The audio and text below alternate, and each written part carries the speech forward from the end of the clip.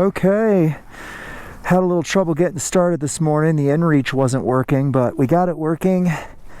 And I'm just a couple miles down the road here at this gas station on the outskirts of Flagstaff.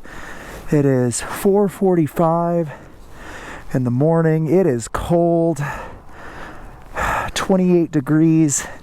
I've got all my layers on. Everything is warm except my fingers. And we're about to start heading north up into the high desert. So I'm gonna fire her up here and get going.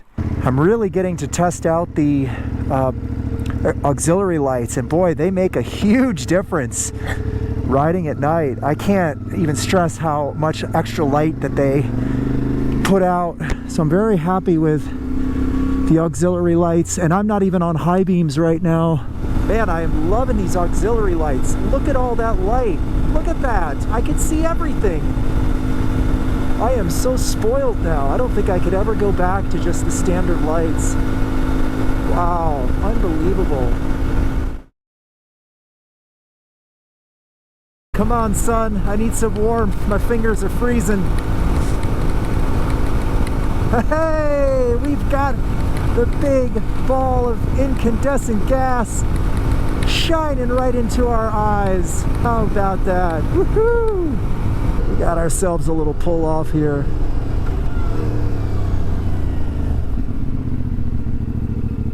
My goodness. Yes, sir. Yes, sirree. That'll do the trick every time. Whew.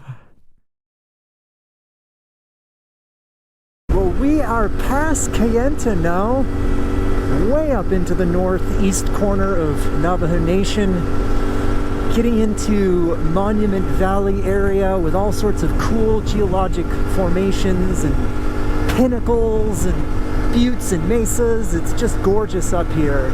And this is where it starts to really feel kind of remote and desolate as we get up here past the last real town with any major services and into the very upper corner.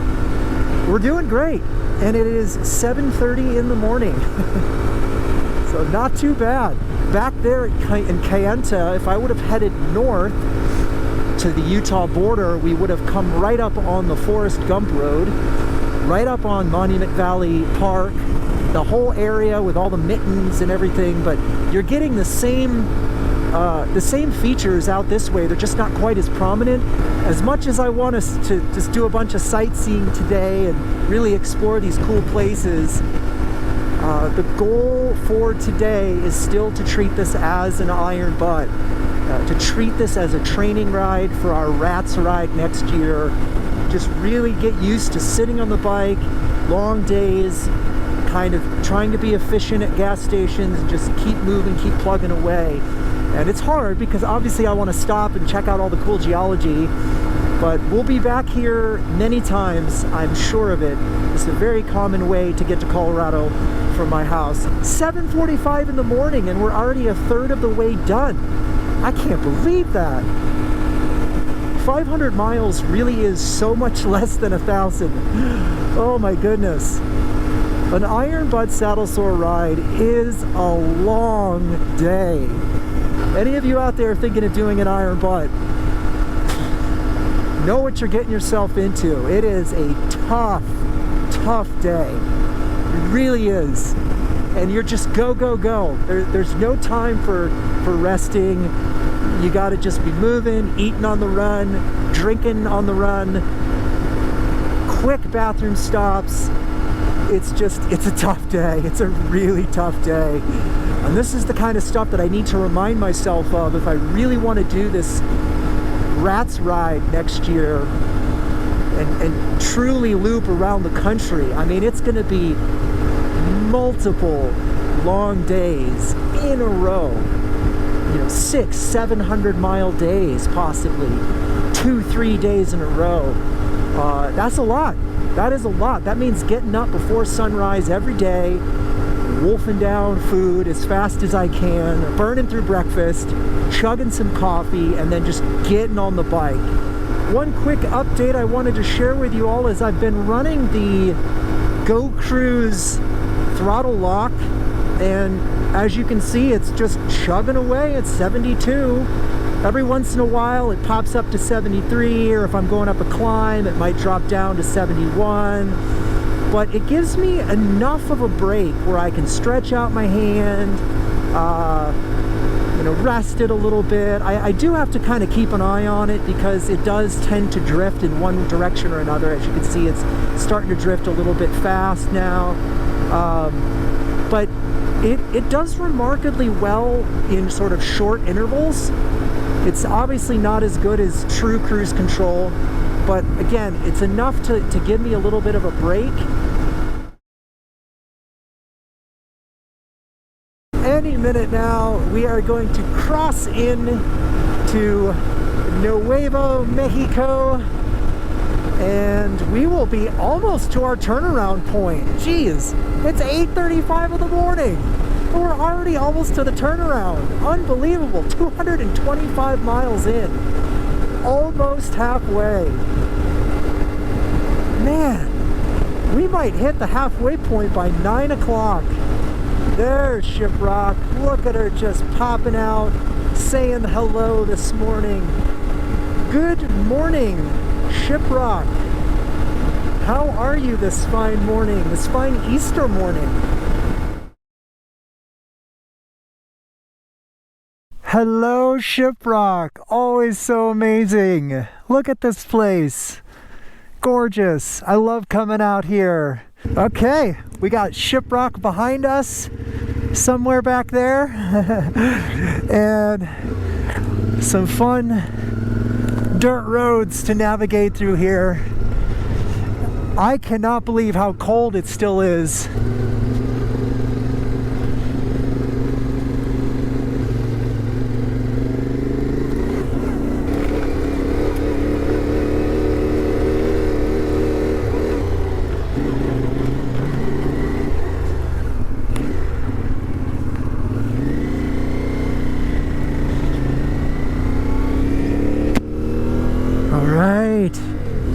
On our way to Rock Ridge.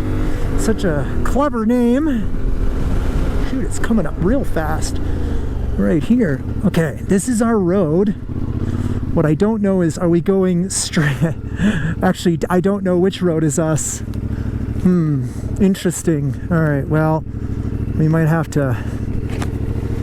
Yes, we are going to the left.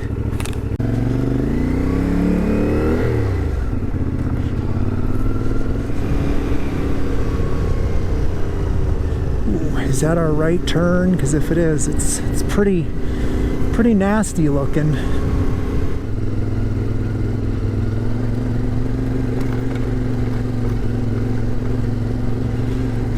We're certainly getting off the beaten path here, aren't we? Now we're getting, oh yep, getting sandy, my friends, getting sandy. Oh yeah, we're getting into the loose stuff now.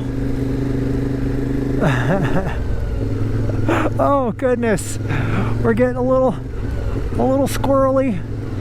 Ooh, this is getting a little sketchy, my friends, a little bit sketchy.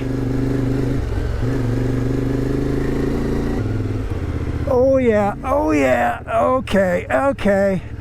I think this might be a great spot to call it a day. We're bushwhacking through the desert here. I'm gonna get up on this rock and then we're gonna launch the drone, and I think if I can get it just above this notch here in the sky looking south, I think that's our view. So I'm excited.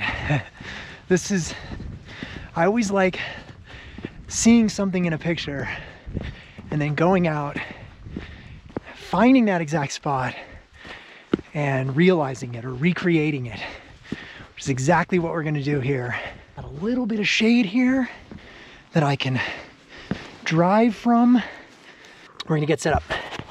All right, well, we've got the controller. We're about to launch. Let's see if we can recreate this photo.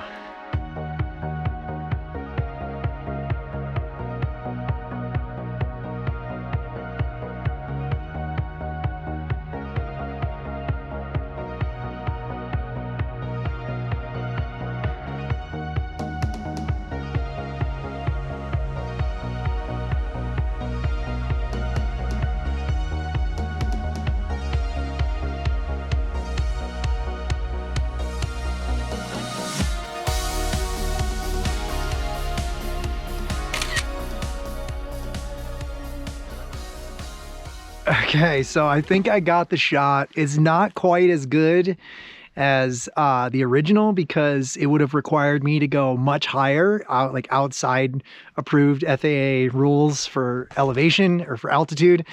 But I got as high as I could go and got a shot. So it's definitely not quite as dramatic. I stuck to the rules here and did as best I could within those bounds. So I got a pretty good image. What I learned very quickly is that this ridge is big. And so I did my best and I was having all this fun. And then all of a sudden I realized there were power lines very close to where I was flying and I kind of freaked out and I just brought the drone back. All good. I got the drone back. Everything's safe and sound. I got several photos. For now, I need to get back on the bike and start heading home. And hopefully we don't hit any snow on Buffalo Pass. So, okay, we just got to get out of here now. Hitting a little bit of sand in here, but so far no issues. The 15.2 sprocket has been okay as far as getting enough torque. We're almost back out onto the main road here because remember we turned off right here at this water tower. There we go. I think we're back in business. So we were straight off that way into like where that notch is in the rocks. That's where we were set up. And we flew the drone straight up, looking south, and then we flew it along the ridge here. And I was gonna keep going all the way down to Rock Ridge, but then I noticed the power lines and started to get a little bit nervous. Here we go, we're starting to climb back up into the pine trees, up to Buffalo Pass, several thousand feet up off the valley floor, and there are dustings of snow up there. I can see them on several of the high points. And this is always just a fantastic little ride, making our way up and over this mountain range. It's one of the most remote mountain ranges in Arizona, and it's got some of the most spectacular views down to Shiprock and off to the San Juan Mountains of Colorado in the far distance, which by the way are all snow covered right now. So this is just a real gem that I think many people just don't know about because it is so far off the beaten path. Okay, well, you can't go past Buffalo Pass without stopping to at least get a quick gander off the mountaintop here. I'm pretty sure you can see Shiprock. Can't quite see Rock Ridge where we were, but yeah, spectacular view. We are just at about 300 miles now, so we've still got a significant chunk. This will probably be the last scenic stop I make. Ooh, look at the little spring coming out of the hillside there. That's pretty cool.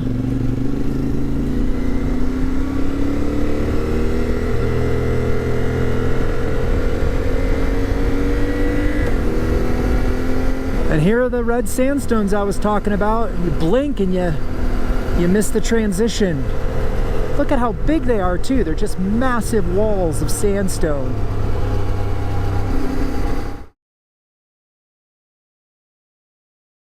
Well, here we are at mile 419, which means we got less than 100 miles to finish this thing off. And so, yeah, less than an hour and a half to go. Of course, the downside right now is that this stretch that we're currently in right now, man, this is the grind. This is the desolate wasteland that I was talking about. You know, there's a few little volcanic peaks that are peppering the horizon. Otherwise, there's not a whole lot to look at out here. All right, well, I'm gonna grind out, chew up some miles here, and check back in once we get a little closer to town. Very exciting. We're at 493 miles. We're just about to get back onto Interstate 40 for the last 10 miles or so. So it's gonna put us right around 5:05-ish for the day. And no major issues. I had a really good time. Got to see some cool stuff. Got to replicate my photo that I was hoping to replicate from the halls of the Geology Building at NAU's campus. I got to see Shiprock. I got to go over Buffalo Pass. I got to just explore some cool parts of the Four Corners area. So it was just a really good day. A little bit cold this morning. I definitely struggled a little bit in that first hour until we got up to Tonalea and the sun finally came up. But I did okay. I only had to stop twice to warm up my fingers. The highway pegs worked out fantastic. I was able to rest my legs like this. I played around a lot with the cruise control. It worked really well. I actually got it dialed in really nicely where I did like a 30-mile stretch without ever touching the throttle. Anyway, those are all my updates. We're on I-40, as you can see, just cruising along with traffic. And we just hit 500 miles. Look at that, 500.8. Yes! It's about, I don't know, 5 or 6 miles to my house from here. So yeah, probably be about 507, 508 miles on the day. Just perfect. Really, really perfect day. I'll let you know what's coming down the pike next, what my next training ride will be. But I've got to really start putting some things together here. In the meantime, take care everyone, be safe out there, and I'll see you in the next video. Bye.